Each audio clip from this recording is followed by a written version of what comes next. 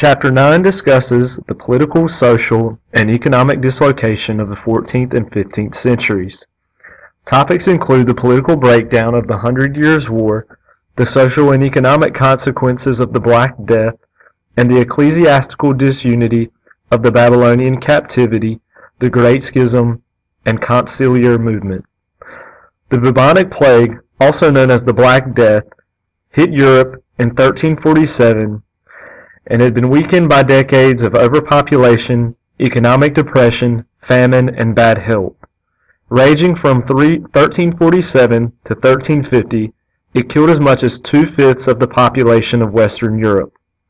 The cause of the plague was attributed to everything, from toxic gases to the Jews. As a result of the plague, agricultural prices fell while the cost of manufactured goods rose. Noble landowners suffered as per capita income in the cities increased. Trade guilds became powerful, and monarchs were able to continue the process of governmental centralization. The underlying causes of the Hundred Years' War included English possession of French lands along the coast, French support of the Bruces of Scotland, who were fighting to end English overlordship of Scotland, a quarrel over Flanders, and the strong hereditary claim of King Edward III of England to the French throne. The war lasted from 1337 to 1453, with 68 years of at least nominal peace and 44 of active fighting. France had a much larger population and was wealthier than England, but received poor leadership from its kings, and unlike England, the country was internally divided. After early English victories, French national sentiment was spurred to unprecedented heights by Joan of Arc, and a unified France progressively forced the English back.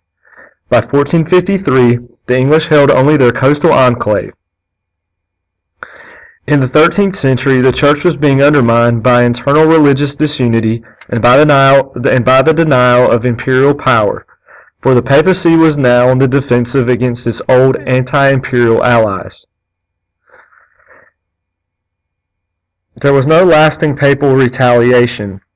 We see several popes come and go, but the Great Schism in the Church saw rival popes and division of support among secular leaders.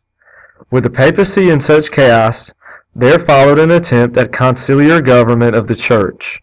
Opposition to the papacy was expressed in England by John Wycliffe, and Bohemia by John Huss.